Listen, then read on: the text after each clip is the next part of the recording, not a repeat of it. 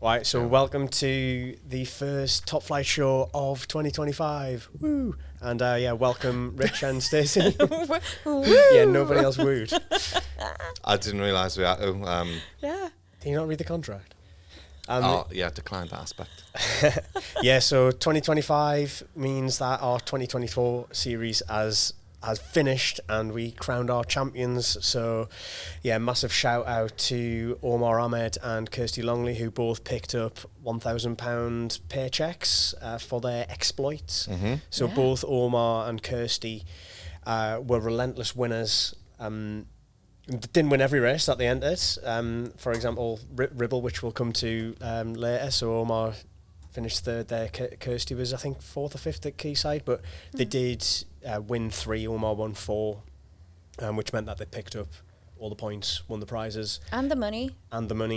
And yeah, I guess we should give a shout out to the other prize winners. So second was Millie McNaseby, who had another good run at Ribble Valley. So she picked up £700. Cara Mackenzie Tate picked up £600. So fantastic. What we would like to see next year, which we've mentioned a few times, is more women returning to the series who've already ran and picked up points. Yeah. Get more of them in. So we had 3 who'd completed the series, but of high quality. We had a lot of standout individuals who, like Lily Partridge, Amy Eloise Neal, who ran 1 race and performed amazingly well. Hannah Nuttall, for example, Nina. So yeah, loads of standout performances, but not series returners. So hopefully they've seen it this year and they come back for more next year. And yeah, I guess on the men's, just to quickly rattle through there. So second place, Doug Musson with £700. So Doug, remember, won early on in Warwick. Yeah, 1.5. Picked up points at Jarrow and Quayside 5K, was it? Somewhere. Oh, Warrington it was. Yeah. Jonathan Escalante Phillips, who supported the series massively. He did. We mentioned him a lot, especially for his... He got highlight of the year as well, didn't he? For his short. Oh, I thought it was his shorts. Yeah. Best dressed. I think we need to have, for 2025, we need to have some of these awards like best dressed. Yeah. Definitely. Mm-hmm. Best dressed. Best kick of the series. Kick of the series. Yeah. Best dressed. So we're basing all these on Jonathan Escalante Phillips, right? So and I'll tell you who's going to win. Best podium celebration. Yeah. Maybe. Yeah. So he set the bar high with all of these. He was. Oh, we're going to get the Irish dancer to dance on the podium. So who was the Irish dancer again? Shona. Remember last Ganesha was going to do the Irish dancing. International. She was an international Irish dancer, is that right? Yeah, exactly. Yeah, class. So yeah, I'm sure we can find some phenomenal celebrations. Mm-hmm. We had Sam Gabriselassie, picked up £600. Again, supported a lot of races. Yeah. Jason Big Bad Bennett, so best nickname of the series. Yeah. Yeah. I don't think it still hasn't caught on, but Jason supported the series a lot. I was there again at Ribble Valley, so it was great to see him. Rich Allen picked up £300, so chose some hard races. He won at Jubilee Bridge and then ran at Ribble and Quayside. So some hard-fought points there. He won at Quayside, didn't he? No. Was it not? No, it was Scott Beattie won. Yes. So again, other standout individual performances. Yeah. But yeah, we need people for the full series. Yeah. We had Matt Leigh from Liverpool areas who picked up quite a few points across a few races. Joseph Carnelli, who won that epic battle at Nantwich. With Bennett? Was it with Bennett at Nantwich? Bit of a ding-dong battle, wasn't it? Yeah. And there was somebody else involved. The St Mary's lad, name escapes me now. Josh Hobbs. Possibly. It was a bit of a It battle. was. It was overhauled at the end. It was a right old thing. Has then picked up the points. Alex Brown. Yeah.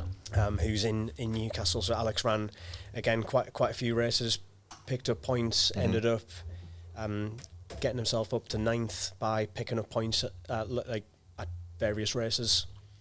So yeah, and Ethan Dunn was the last one. It was Liverpool Harriers as well. So again, Ethan supported quite a few of the races, picked up points enough to bump him up to 10th in the end. So yeah, thank you to everybody who supported one race or all of the races. And yeah, let's see you again next year. Yeah, congrats, well done. And obviously thank you to Rich, Cameron, Stacey and Cameron. Yeah, who? Who's Cameron? And Yeah. Jasmine. I don't know, no Cameron Boyack. I'm not sure who that is. He's probably No. supposed. Is Where he not is he? supposed to be here? Cameron doesn't even know where he is. Probably got lost. So go on then. What happened with Cameron this weekend? Probably got a parking ticket. What happened with Cameron this weekend? Cameron had a train to somewhere. I don't know where London. it was. He probably doesn't know where he was going. Train to nowhere. He had a train somewhere that he thought was on the Monday, but turns out it was on the Sunday. No, Saturday. No, Saturday. Oh, yes, the Saturday. So he couldn't come and do commentary because his train was 2 days earlier than he thought it was. And he realised this 45 minutes before the train. Yes. Yeah. No. Yeah, so he was What? packing as you would assume Cameron would be packing last minute. And yeah. I honestly, it amazes me actually how he makes it to the studio Sometimes to do the pod. doesn't. Yeah, I know. But actually, we should know what he's like. We should maybe be giving him credit for being able to make it here relatively unscathed. Yeah. And within half an hour of our normal start time. He So only had one parking ticket. maybe we should, one parking ticket. When- Chewy's had a speeding ticket as well. How many parking tickets did he get in 2024? I don't know, but Tell you what was A lot. peak Cameron Boyack when he turned up at Jarrow Stadium to do the commentary, and I was there emceeing, and I was like, "What you doing here?" And then he realised that the commentary he was doing was over the other side of Newcastle after he'd already driven on the course before people had started when the roads were shut and told people, "I'm staff." then go back and go, "I need to go to Newcastle. I'm in the wrong place." I'll never forget that because that was probably my second time commentating. I didn't know what I was relying heavily on Cam to show me the ropes. And when he rang me with I'm going to say 15 minutes to go, because I was looking at the time and going, he should be here by now. Rang me and he's going, "Where are you?"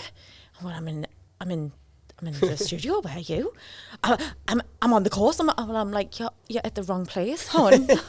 Get here now. So I was very, very worried that I would have to commentate and do everything else at the same time, and I definitely didn't know what I was doing. But he did. He made it with like a minute to go, or 30 seconds maybe. good speed. There was Battersea Park. I turned up at the studio, all sat down, ready to go. I'm looking at the watch, thinking, Cam should be here by now. Phone starts ringing. Cam, I thought, here we go. What's going on? All right, mate. Car's broke down outside of Durham, so I'm not going to be able to make it. I was thinking, even if your car was working, you wouldn't be making it for the start at this rate. Yeah. He is some boy. But we love him. We do. Yeah, he's like the little brother, isn't he? Lovable little brother. Yeah, he is like a child. Yeah. Yeah, and since he's not here today, Mike's edit's going to be so easy. Oh, yeah, absolutely. There'll be no swearing.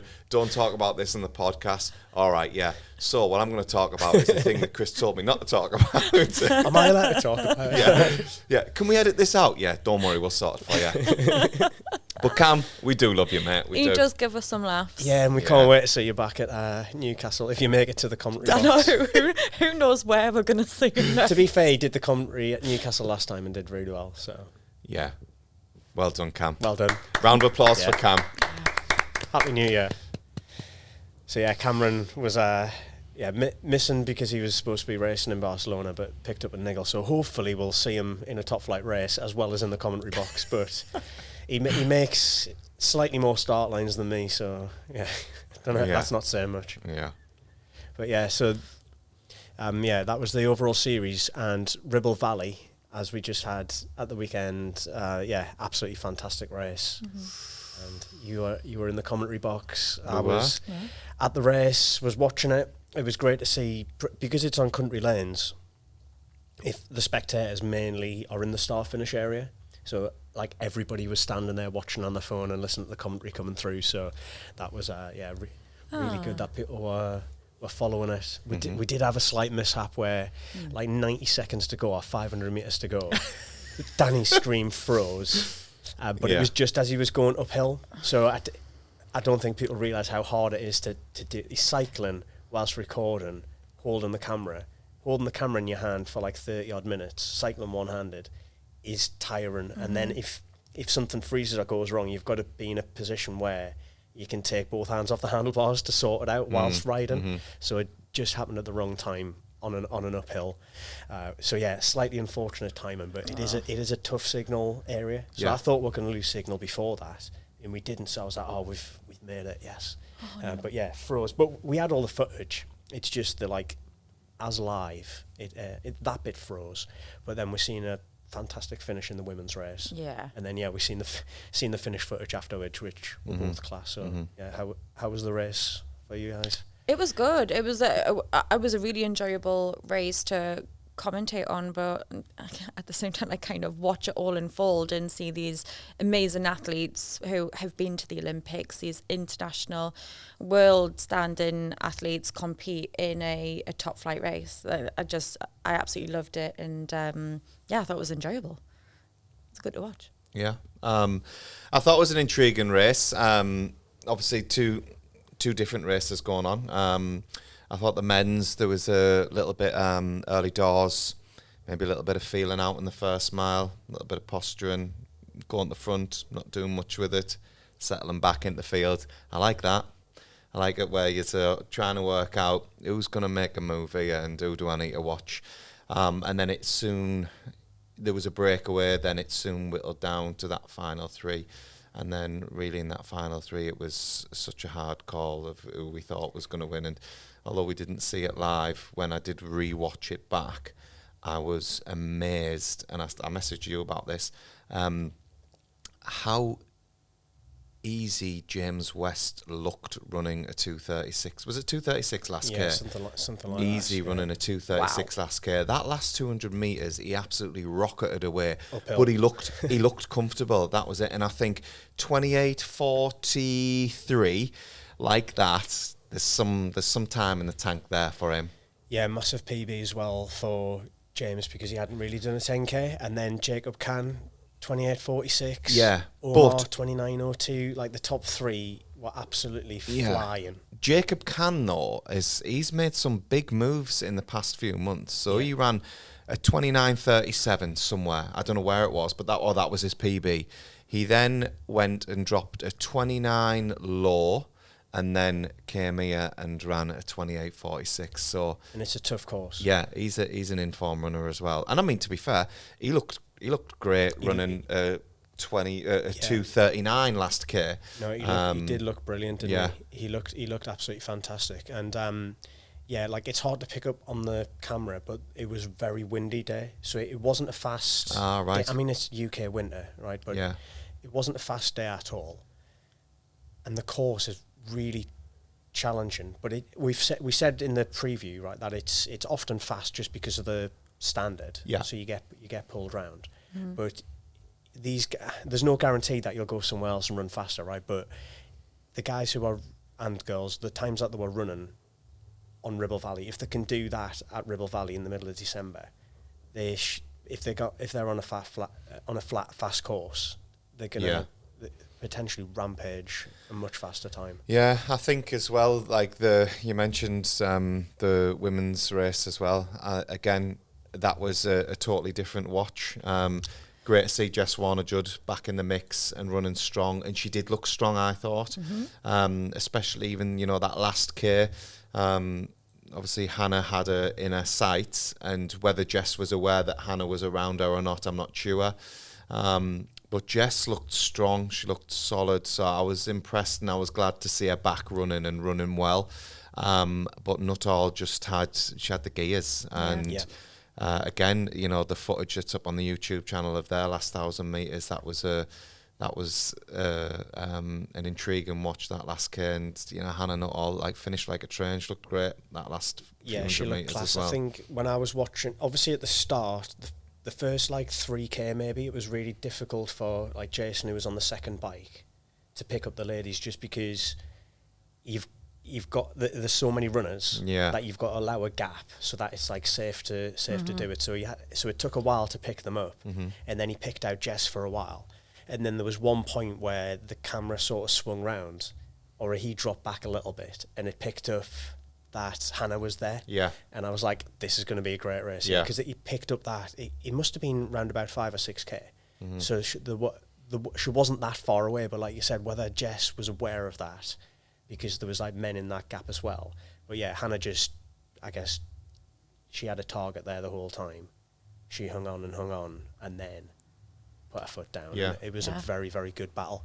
And behind her was also some like really fantastic runs. So we mentioned in the preview that Emily Haggard-Kearney, she ran well at Newcastle in January, and then made just massive improvements right the way through this year, and then has come back and finished another third.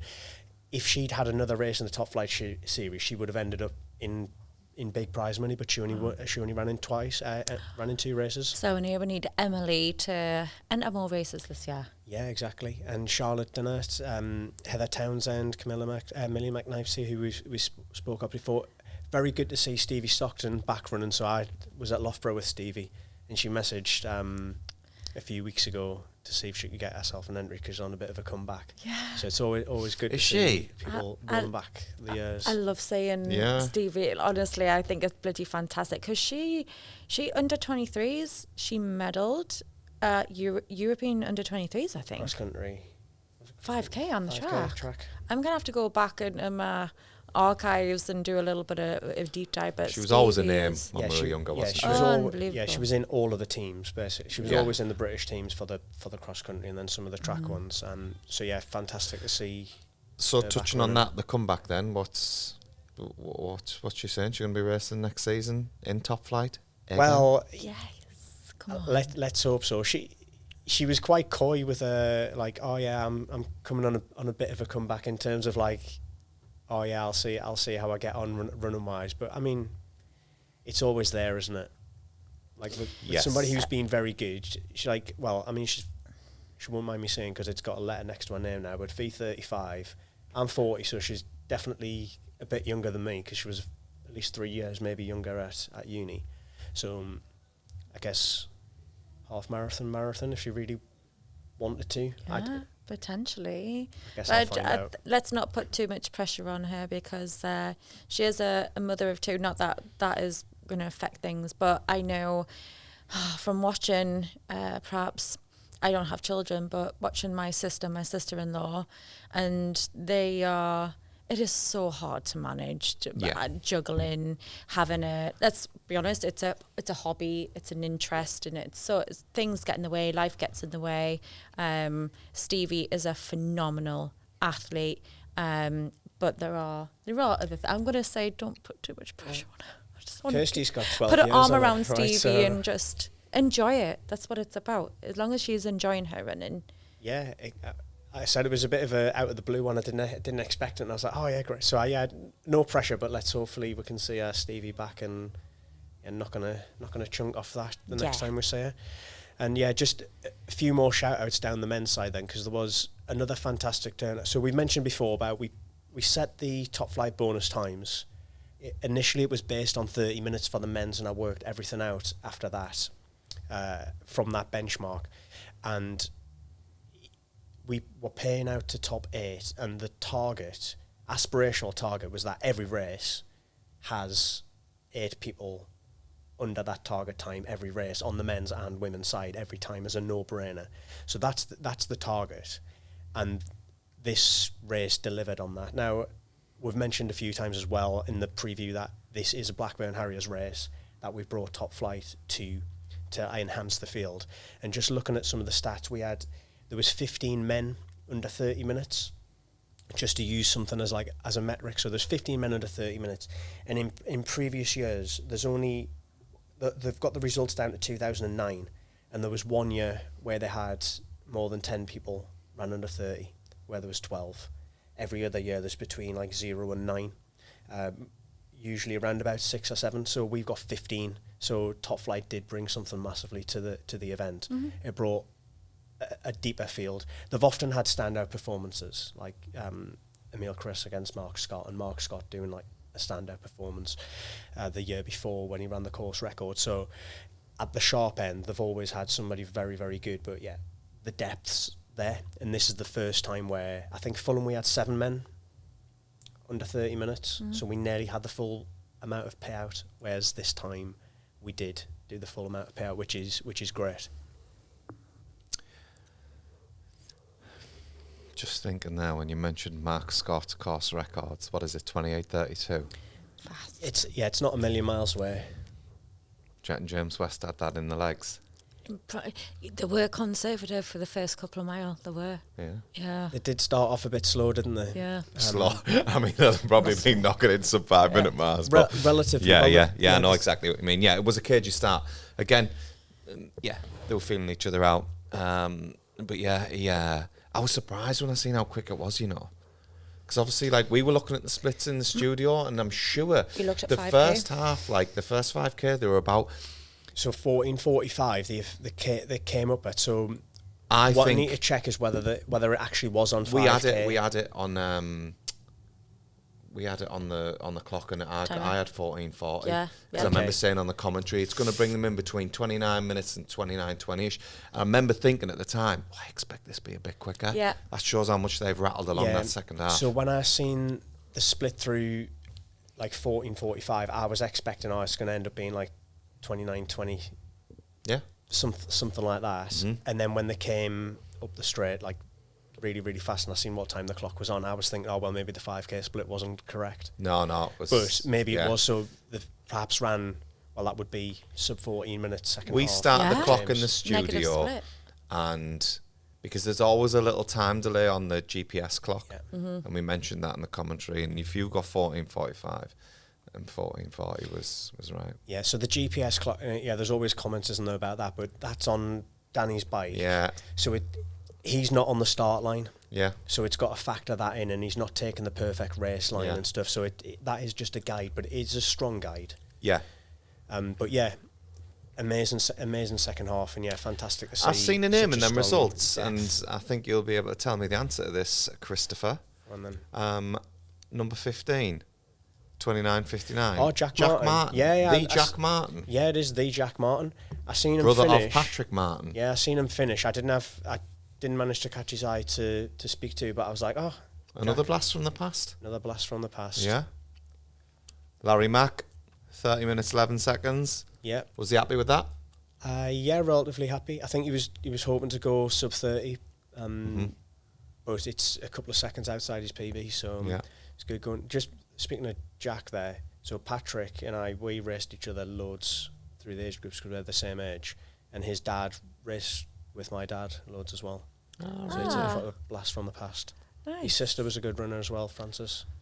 We'll have to give a shout out to Chris Coulson. Chris Coulson, LD another one of the crew. LD crew lads. So the first time so we mentioned him, I think, in the preview. So 29:47, first time under 30 minutes. He's been in really good form. He tried to give Callum Johnson a run for his money at the North East Cross Country a few weeks back, and then Callum, when he eventually put his foot down, pulled away. But he's under 23 and he's making massive improvements. So well done to Chris. Yeah, huge talent and big things to come for sure for the next few years. Yeah, so there was loads. There was so Baruch Kabidi is a junior, 29-23. Matt Ramsden is another local Blackburn Harriers who we gave a shout out to, who's made massive improvements this year. Rich Allen and Jonathan Escalante Phillips, we said are series returners who ran 29:30, 29:36. They ended up in the money overall in the overall series. Finley Ross Davis 29:36. Did you Brandon speak to Quinton, Jonathan on the day? 37. Yeah. Well, was he happy with this run? You know what? If he doesn't win, or like he's not right up there, he's always a bit like, I should have done better. Like as if he's like let us down somehow. So I think he always feels like he could have done more. But it was another good run in a very strong field. What I really want to know, what was the race kit like? You know what? I cannot remember. Oh, I'm gonna have to have a look through the race. I'll tell you what, it can't have been very memorable, Escalante Phillips if you can't remember it. I took my eye off the prize after the lead two came up the straight. So I hadn't realised actually that it had frozen, and this is because apparently they do this every year, but the ambulance places itself on the course and then it comes to go behind the finish line. So I seen the ambulance coming up towards the finish straight, which was different to normal because we had barriers out there. Normally it's just a road and they just ask the people to move out of the way.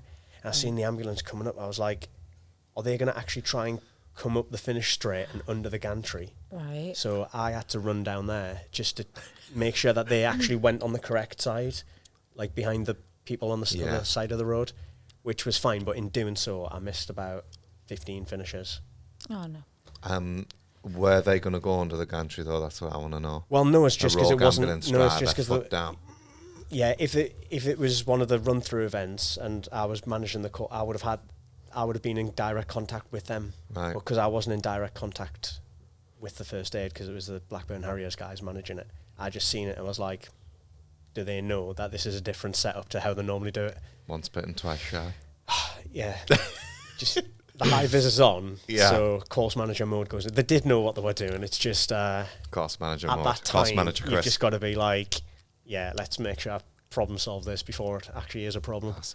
Well, I think as well what we should do is we did on the commentary, but big shout out to Blackburn Harriers as well.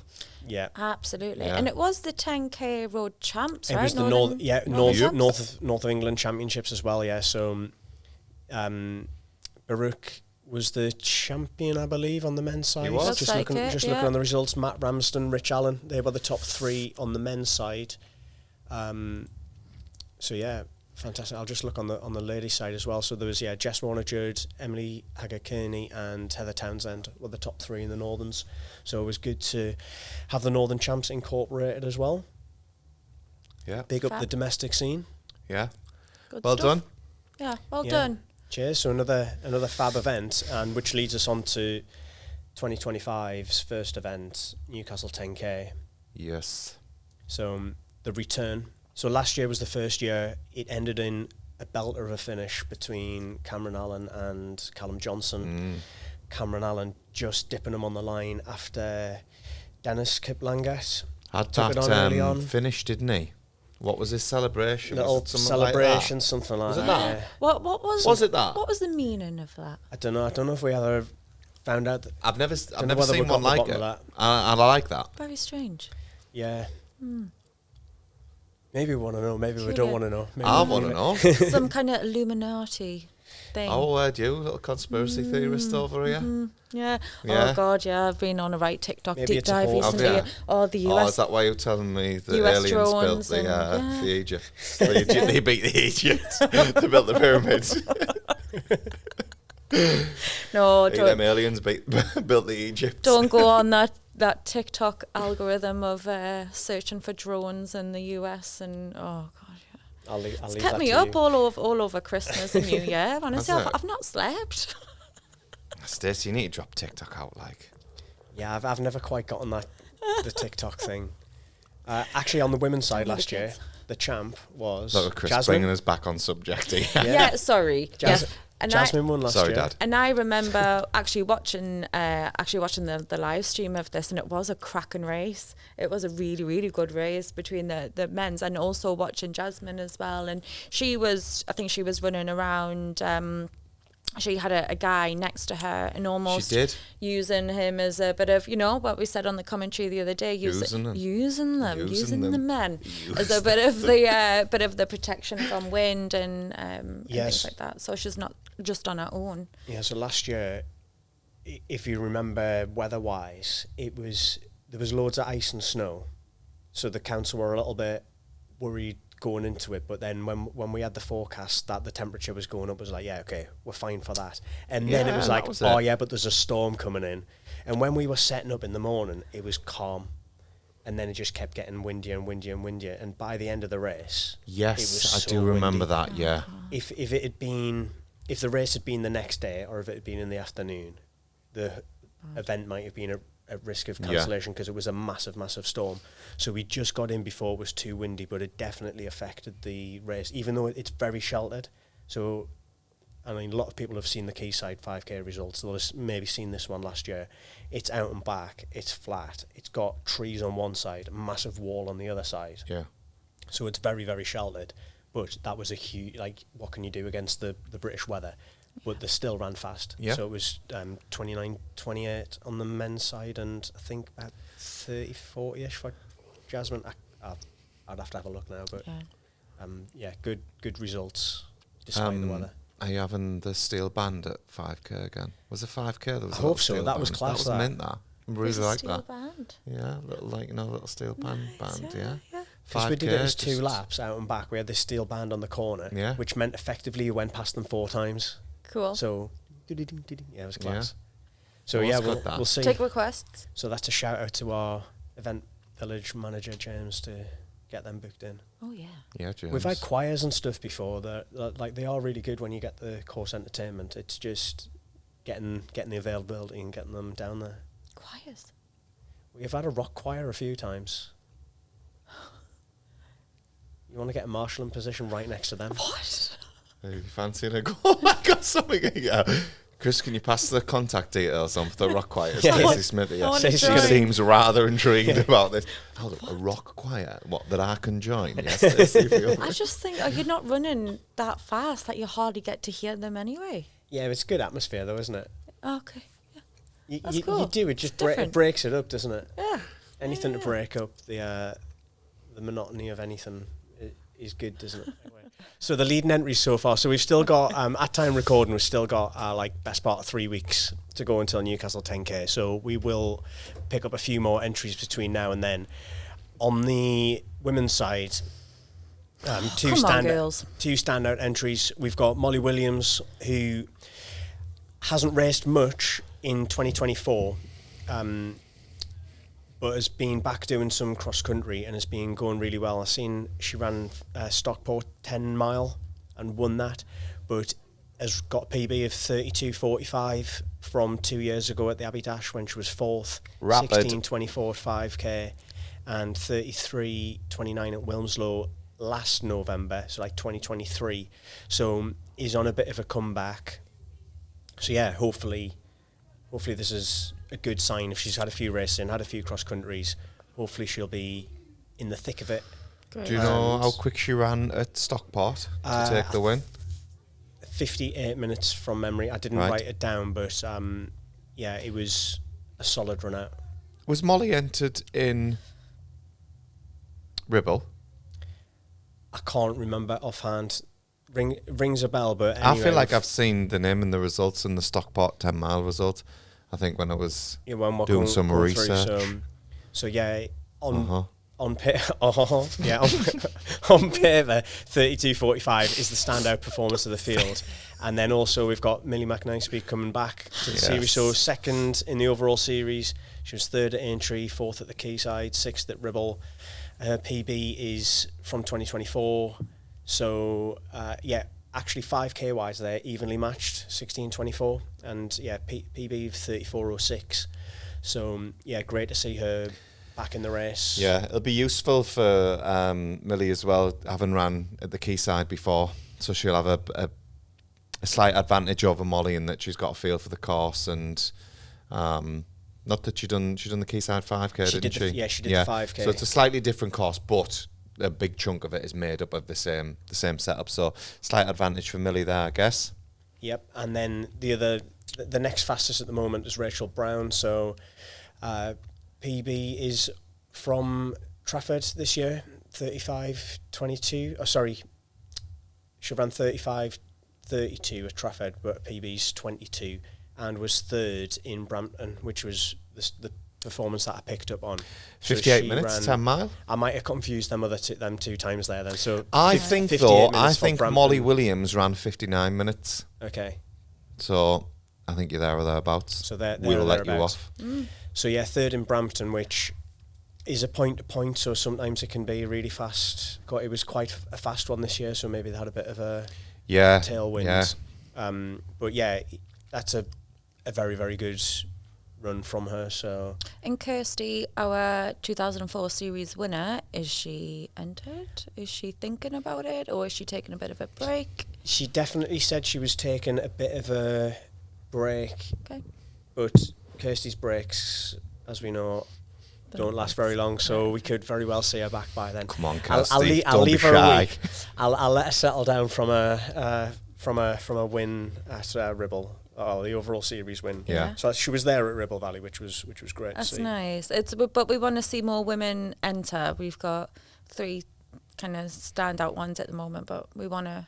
Exactly. Wanna get some more want women more strength involved. and depth. Yeah. Get in there, because Kirsty has just shown that if you enter these races and you're consistent, you'll get in the cash at the overall. So that the reward is there. On the men's side, so there's a couple of standouts who are very strong maybes. They haven't clicked okay yet, but they're very strong entries who we've mentioned many times on the show before. So we've got Omar Ahmed, who is a very strong maybe for the show. So we've spoken about him many times. Yeah, we'll cut this if he's not in. No, we'll keep it in anyway. So if Omar comes, we know how he'll attack the race. He'll go hard. It's a much faster course than Fulham and Ribble. So give him a good chance of running something really fast. Depends on who enters, I guess, because for the first time ever, we kind of saw different tactics from, we saw Omar for the majority of it and he looked really comfortable throughout the race at Ribble Valley. And honestly, I thought he looked so relaxed, and I was like, he's gonna kick, he's gonna win here, and he did it. And did you get much feedback from him after the race? Like, what was his thoughts? And I didn't speak to him like in depth afterwards, other than to like congratulate him on another strong run. But as you were saying there, it was a different tactic, but that sort of imposed on him by, there was some very, very strong athletes there who kept taking up the run. So you would have thought beforehand the slower first half, Omar might have just been like, I'm not having that, I'm away. Yeah. But he waited patiently. So whether that's because of the wind, the conditions, the hills, maybe he just thought, I can leave it a bit later because James West's here. So maybe left it a bit later than he normally would. Maybe afterwards he's thinking in hindsight, I should have just gone for it because I ended up not winning it anyway. Yeah. But like you said, it was a different tactic, but sometimes that's like imposed upon you by the runners who were around there. I think there'll have been multiple reasons probably why I didn't like what you've just touched on there. I think the weather would have been a big thing for him because he's of a slight frame, Omar, and I think if you've got a strong wind, that takes it out of the smaller, lighter runners than it does, say, your bigger ones with a bit more weight. So I think that'll have been a factor, and definitely the field as well. Like, there's certain races we'll have all known from turning up in races before. You'll have thought, I've pretty much got it all my own way today. I'll run it hour one and run it and I'll win it. Whereas with that, you'd be looking and going, well, James West, 7th in the Europeans, 13:09 for 5K, just to name one. You're going to approach things differently. So be interesting to speak to him, though, to see how he felt like them last couple of K, because he's been so used to just running away from fields. Like, how did he feel he coped with that last couple of K? Did he do as well as he thinks he should have done, or could he have done more? Yeah, intriguing. I'll send a message and ask. Yeah, you do that. Yeah, get on that. And Kirsty as well. It'd be good to get her thoughts on it. Yeah, and I think for Omar, like you were touching on there, when he's had it his own way, say like Jarrow and Warrington and Aintree are examples where he went out hard, but he knew what the bonus times were, so he knew he was probably going to win the race, but he was going to have to. He was going to have to make the running himself and run hard in order to get the bonus time. Whereas here, the course record was significantly faster, like 28:32 from Mark Scott a few years ago on a hilly course. Maybe that then makes you think, well, front running to try and run that time is maybe not the best tactic. Just run to win. Exactly. Yeah. Run to win and then get beaten by better athletes on the day. But yeah, it would be great if we see Omar there, because it means we know we're going to get a hard run out. The other strong maybe is Callum Johnson, who had a cold, so he was a late DNS for Ribble Valley after Cameron, and I think you picked him for the win as well, didn't you? I did, yeah. Yeah, I thought you had a really good chance of winning it. Yeah, he ran very well at the Northeast Cross Country a few weeks beforehand. Like, ran away with it, but obviously had been his bonnet a bit after not getting picked for the Europeans. So that'll still be bugging him. So hopefully we can get him out at Newcastle and get. Well, he was second last time, so hopefully we'll get another battle and maybe he can go one better. Other than that, though, they won't have it all their own way, whoever turns out, because we've got strong support from the LD crew lads. So Carl Avery. Yeah. Carl is Carl 38, 39 now, but this year he's PB'd across everything. So Carl moved to the marathon quite a few. I mean, he's medalled in the national cross country maybe 5 6 years ago, and won the Northern Cross Country, and then tried to move to the marathon. It hadn't 100% gone to plan. Like, we expected that his marathon would have suited him a lot better than it initially has done. But anyway, he started to come into some really good form. So he's ran 48.42 to win Brampton to Carlisle, 65.20 something at the Great North Run, 2:17.01 in Frankfurt in October this year. So yeah, Carl is in very good form. He's taken a little bit of time after the marathon to feel like he's fully recovered, but hopefully he's back in it to win it. Carl's PB should be faster because he ran 28.59 or something like that at that Abbey Dash where they'd measured it slightly wrong and all the times got cancelled. I don't know about this. There was one year where it was just a human error. They'd put the turn point on the wrong point. But the top 120, pretty much everybody ran a PB, so it got flagged up and they remeasured the course and it was mildly short, like 40 metres or something like that. Which obviously, a short course is a short course, but at that pace you're talking like maybe 5 seconds. So it would have been a better PB than he's got, but it got overhauled. Tell you what, Carl Avery, he's a tough man Yeah. to race. He's a hard man to race. I raced him before and he doesn't give in at all. Well, he's a high mileage beast. Yeah. Always has been. He'll fight like tooth and nail until that finish line, won't let you go. So big up to the strong man. Yep, and then some other movers. So Finn Brodie, who ran Finn 29.30 this year. Finn. So Finn's another one who's in PB form. Yeah. So 14.17 on the track, 14.07, sorry, on the track. Good run at North 14.18 Easterns at as well, podium. I thought. Fourth in the North Eastern Cross Country, which cross country is not usually his forte, so that's No. a strong race there. Ran his PB at Abbey Dash, so again is another. Do we mention Man what in he'd form. done the week before the North Eastern Cross? What got beat in the pub crawl street race? Yeah. From yours truly. Yeah. Yeah. And also sunk about 12 pints, so actually fourth place off the back of North Eastern Cross. Good running, Finn. Good running, lad. I'm not sure his coach will be too happy with It's all right. He that. won't watch this far. He thinks they're too long. So yeah, the I concur. next fast on the list, Alex Brown. So again, series returner. So yeah, like we said before, Alex has been in good form. 50.05 at Brampton. He struggled a bit at Ribble. I think he said it might have been some sort of illness. Yes. Hopefully, he just bounces back Seen from his that. Instagram post about that. Yeah. Swung a like in. So hopefully we see Alex back under 30 minutes. But in terms of season's best, 30.49 is the same as the next guy, David Long, also 30.49 in terms of season's best, but who's a 30.01 PB, ran 66 at Valencia in October. So, yeah, another form runner. We've also got Kieran Walker, who won the Middlesbrough Half Marathon, which is a run-through event in March. Won that quite easily.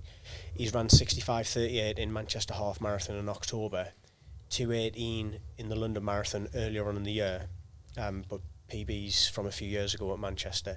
So Kieran's somebody who I actually thought he had ran well under 30. And then when I checked the stats, I was like, I'm sure he's been under 30 before, but hasn't. But he should be somebody who could run well under 30 minutes. He's ran 49 low for 10 mile. So yeah, the Middlesbrough lad. Another Morpeth Harrier, Phil Winkler. So Phil is another one who was involved in that Brampton to Carlisle race that we've mentioned a few times. So he was just behind Alex Brown there. So that could be a bit of a ding-dong battle. Phil's been more active on the track, 3:52 and 1,500 and 14:26 or 14:25 5K this year. So yeah, quite a strong packing around that 30-30 sort of region in terms of PBs. I think there'll be quite a few who are knocking on the door of sub 30 for the first time. So it might not be, I don't know, it might be a relatively quick race with the field that you've got there on the men's side. Certainly competitive because you've got such a compact number of men there quite close together. Yeah, I think there's probably about half a dozen who could go under 30, who haven't broke 30, who could do. And the reason you say they could do is because they're younger guys who've got some pedigree over 1,500 and 5K. So there's quite a few there where you can see they're 14:21 for George Lowry at 5K, Phil Winkler 14:25, Joe Wilson 14:44, and 8:31 3K from Monty Watson. So a lot of these guys the 5K time looks like they could run under 30 for 10K. So yeah, if we don't have a howling gale, then It is the be another fast northeast. one. You never know. Well, it's just the UK in general. It is. I know quite a actually, few yes. people are opting to go to Valencia, aren't they, this time of year to race their 10Ks now, which I don't blame them. But Yeah, I don't. It sounds quick, sounds right. nice. but if you're not going to Valencia, come to Newcastle. It's nearly as nice. Yeah. You know Lawrence McCord? He is doing the Brass Monkey. This is the same weekend as Brass Monkey. Okay. Yeah, so he could change his mind. He should. We'll see. I'll keep working on him. I think that'd be a great race for him. Looking at that 30:11 at Ribble, knocking on the door of sub 30. There's your chance, Lawrence McCord. I think so. And we spoke to Doug Musson as well, he's unsure as to whether he's going to do the half marathon at Brass Monkey or the 10K at Newcastle. So we'll see. He needs to get himself a Newcastle. It'll look better on his Instagram at Newcastle than the Brass Monkey half. Exactly. No offence. So I guess it's one of them times of year, isn't it, where it's freezing cold sometimes in January. Yes. Sometimes people want to do cross country. They don't want to race. Sometimes they want to go abroad. There's quite a few people who are doing warm weather training, but we'll get a good field and a good race. So I think before we wrap things up, we should do, with it being New Year, a little New Year's wish list. So I'm going to throw a question at you. Give me 2 athletes, male and female. If you had one wish, who you could see toe the line in a top flight event this year. And I'll throw it to Stacey first, since you interrupted there. Right, okay. Okay. I've got mine. Female side, there's so many I would love to see enter, but one female I'd like to see who has just recently left the track and is now focusing on roads. I know you're going to say. Alex Bell. Yes. I want to see Alex Bell. Leeds, yeah. Yeah. A phenomenal athlete. Has said that her time is done with track, but her focus now is on road. I want to see Alex enter a top flight race. Let's try and get her a new. Yeah, I feel like that's a min shout there. Yeah. Well done. We're going Male side. Males as well. Go on then. I really would like to see Cam enter a race, enter a top flight. He'd have to do the entry for him. Yeah. Right, We would your have to name get is a- You'd have to drive him to the race. I would. I would have to chauffeur definitely. I would Yeah. have to take him physically to the race. You'd have to pin his No, number on. just tell him he's doing a commentary job and he'll turn up at the race. We'll be all right. Yeah, it would be good to see him on a It start would, line it and would, run 'cause well. you know what? And to run well. I To know be we right grief up there him. with it. Well, we have done this pod. Deserves it. He's a class talent, He Cam. is. He He is a is. class talent. Yes.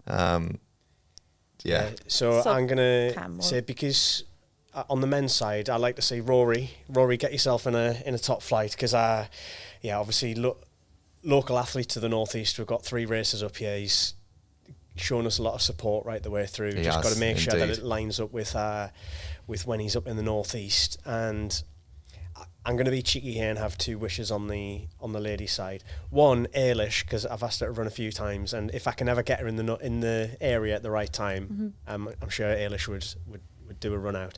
But I would really like to see at least one of our ladies who've already won the races this year with super fast times coming back and doing 3. So Amy Eloise Neal or Hannah or Lily Partridge, like super standout athletes who are top British athletes that turned out, they put on an absolute performance. Let's get back and do 3 next time. Yeah. Yeah. Nice. So that leads lastly on to me. Female side. Again, since it's a wish list, we're going top of the tree. Olympic medalist, Georgia Bell.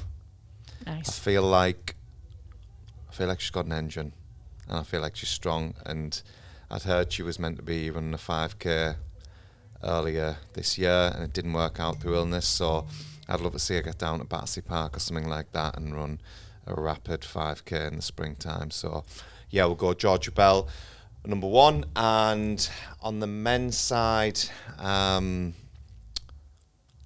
like a good comeback story. and it's a British athlete who's been out for maybe about a year now, bit of surgery. Andy Butchart. Come on, Yeah. Butchie. Yeah. Bit of a personality, bit of crack about him. Get him in a top flight race. I'd love to see him get that toe on the start line, and he's a quality operator as well. Oh, yeah. Like when he's on form, he's absolutely flying. So I'd love to see Butchie and Georgia Bell on the start line. So yeah, Chris, get them DMs out there, mate. Yeah. Cracking show. Yeah. Hopefully we'll see them. I like the Alex Bell shout. Yeah. Yeah, we need to get on that. Yeah. Who's messaging her? You. Yeah. I hate that. She'll Slide be sick into of the Chris. DMs. She'll be sick of Chris on the inbox. So yeah, but thanks for joining us again, and we've got, I guess, the whole series and all the entries are all now on the Top Flight website, so you can get yourself entered into all of the races for the whole of 2025.